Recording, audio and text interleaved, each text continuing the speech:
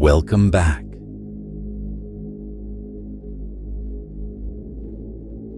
I used to think ghosts only haunted cemeteries, houses, places. I never thought they could follow you through screens. It was just me and my sister that night, Danielle. We were home for winter break, staying at our mom's house in rural Ohio. Middle of nowhere, patchy cell service, trees that tap the windows if the wind's bad enough. We were bored, cold, and drunk on boxed wine. She pulled out the Ouija board from the hall closet, same one we used as kids during sleepovers. I honestly didn't even remember we still had it. We set it on the floor between us, lit a couple of the tea lights from the junk drawer, and started asking stupid questions. Is there anyone here? How old are you? Are you hot? Nothing moved, until I asked, what's your name? The planchette moved slowly. I-A-N. I laughed. Ian? That's the name of the spirit? Danielle said nothing. She looked a little pale, but kept her fingers on the planchette. I figured she was just messing with me. I said, all right, Ian, give us a sign that you're here. Nothing. We said goodbye, blew out the candles, put the board back. Didn't think about it again. That was Tuesday. On Wednesday, I was in bed scrolling through my phone around midnight. I took a mirror selfie for my private story, but when I looked at the preview, I saw someone behind me. Tall, bare-chested, pale skin, standing right by my closet. I spun around. Nothing there. I figured maybe the light played tricks on me. Deleted the picture. But it happened again the next night. I FaceTimed Danielle from the guest room while she was in the kitchen. I turned the camera toward the mirror over the dresser and said, tell me I don't look like I've been dead for 3 days. She froze. Who's that behind you? What? In the mirror. Who is that? I turned the phone. No one there. But in the camera view, you could still see him, just standing. No expression. Eyes too dark. We hung up immediately. Every night after that, something new happened. Thursday. My phone alarm went off at 3 a.m., even though I never set one. Friday. All my photo thumbnails in my phone turned black. Saturday. My screen lit up by itself. Pitch black except for one word in the center. Still here. I smashed the phone that night. Danielle said maybe it was a glitch. Maybe I was sleepwalking. Maybe I needed to rest. But then it started happening to her too. She texted me Sunday morning. There was something in the bathroom mirror just now. She left town that night. Said she wasn't coming back until the house was blessed or burned down. I stayed. Don't ask me why. Maybe I was too scared to leave. Maybe I thought if I ignored it long enough, it would get bored. I covered every mirror. Got rid of my backup phone. Didn't go near anything reflective for a week. It almost worked. Until I got an email. No subject line, no sender. Just an attached video. I shouldn't have opened it, but I did. It was screen-recorded footage of my old phone. The camera app opened. A selfie view of me, sleeping. Then the lens flicked, front camera to back. And there he was. Ian, standing in the doorway. Except this time, he moved closer, frame by frame. Then the video cut out, and the screen stayed black, except for the faintest reflection of a face just behind mine, whispering something I still can't unhear. You asked for it.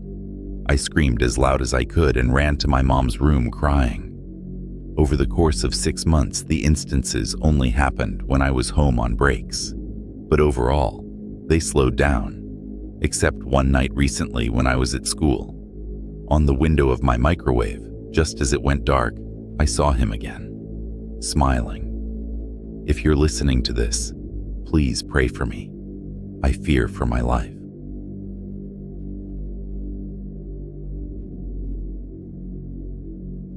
You ever have a moment in your life where time splits? Like, everything before felt safe, even if it wasn't perfect. and everything after felt wrong, even in sunlight. That night in 2017 was mine. I'm from a small town in western Pennsylvania, and if you grew up in a place like mine, you know there's always that spot. The one everyone dares each other to visit. For us, it was the old textile mill. Burned out, windows busted, left to rot since the 80s. Some people said workers died in a boiler explosion. Others said it was arson. My friend Evan swore he heard voices whispering through the chain-link fence once when he rode by on his bike. Anyway, I went there with two of my closest friends, Evan, who brought the Ouija board, and Marissa, who swore the whole thing was fake, but came for the thrill. Me? I was the skeptic. I just wanted a creepy memory, maybe something to post about later. We got there just after midnight.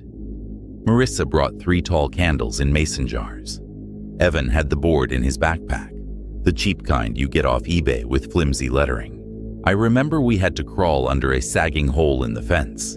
My jeans got caught, tore my knee. Inside the main factory room, it smelled like mildew and rust. The air felt heavier than outside, like we'd walked into a basement. Broken glass crunched under our shoes. We cleared a space near a wall tagged with faded red spray paint. Say it out loud and he hears. I joked that it sounded like a SoundCloud rapper's mixtape. Nobody laughed.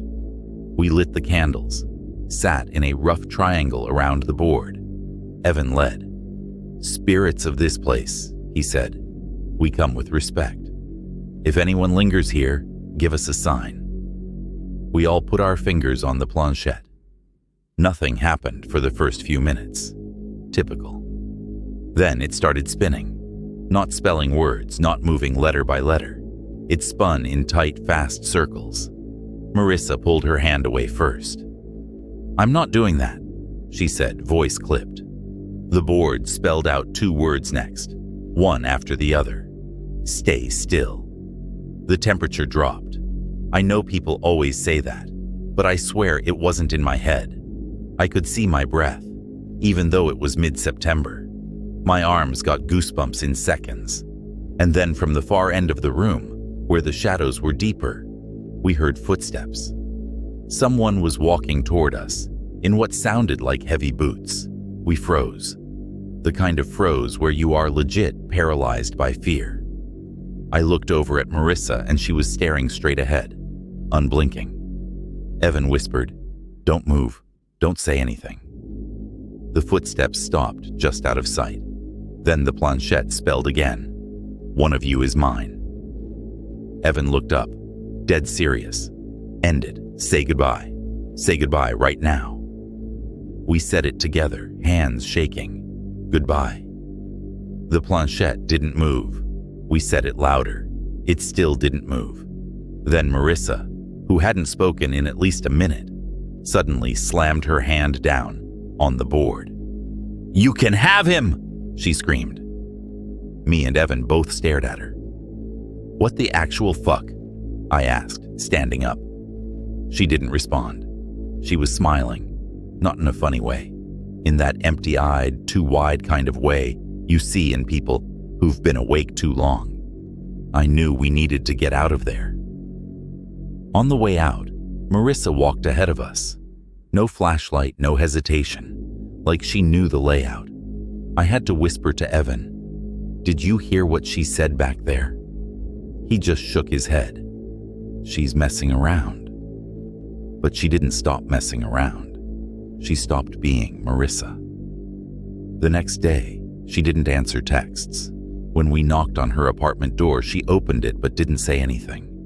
Just stood there. Her eyes were bloodshot, and she had what looked like burns on her palms. I asked if she was okay. She tilted her head and said, in a low, deadpan voice, "I told you. He hears when you say it out loud." I was like, "Nope, absolutely not." We left. We didn't go back. 3 days later, we found out she was found sitting in the middle of that factory floor by 2 high school kids sneaking in. Same outfit, same smile, covered in soot. She didn't speak for 6 weeks. When she finally did, she only said one thing to us before she went quiet again. He picked me. Now I know why people always say, "Don't mess with the dead." She never came back to school. Evan stopped talking to people altogether. He deleted his socials and moved downstate with his uncle. Last I heard, he joined some kind of spiritual group in Maine or something. Me? I still have dreams about that night, but I'm never myself in them.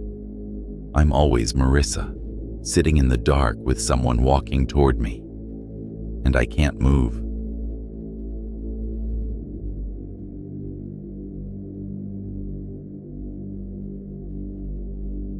I never believed in any of that ghost crap.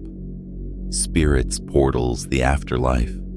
I believed it was just people desperate to make sense of death. But after that night in 2019, I've been different, quieter. I keep every mirror in my house covered now. I don't own clocks anymore. I'll explain. It started with my roommate Erica. She had this obsession with spiritualism, like Victorian séances and all that. She came home one night with a legit antique Ouija board. Cracked wood, stained letters, heavy planchette. She bought it from a tiny estate sale in upstate New York. Said the house felt weird, but the woman selling it practically gave it away. That should have been our first red flag. There were 4 of us in the apartment that night. Me, Erica, her cousin Ray, and this guy named Tom, who lived upstairs. We lit candles, turned off the lights, and set the board on the coffee table. I laughed through the whole intro. "Spirits of the Vale, we invite you." Erica's voice was theatrical, like she was half joking too. But it got serious real fast. The planchette started moving, not in the slow, awkward way you expect when someone's trying to fake it. It jerked, from letter to letter like it was in a panic. It spelled out one word: stay. I pulled my fingers off. "Okay, funny. Good job. Who's doing that?" But Ray looked pale. "I'm not," she whispered. Tom didn't say a word, just stared at the board. Erica wanted to keep going, said it meant something, maybe a lonely spirit. So we did. She asked, "What do you want?" The planchette moved faster this time. "Open." I asked, "Open what?" It spelled door. At that moment, we heard this deep click, like a deadbolt sliding open from inside the walls. It didn't sound like it came from a door. More like the air cracked, like pressure releasing. The room got cold, not in a dramatic horror movie way, just this slow creeping temperature drop that made my skin hurt. Ray started crying. Tom still hadn't spoken. I looked at him and his nose was bleeding. Thick, steady drips onto the carpet. Erica asked one more question. "Who are you?" And then every candle went out at once. We sat there in the dark. No one moved. For maybe 15 seconds, there was just silence. Then we heard the scratching. Underneath the floor, in the walls, behind the couch, everywhere at once. It wasn't rats. It sounded deliberate. Searching. Tom stood up and walked straight into the hallway without saying a word. I went after him, but he was gone. Just gone.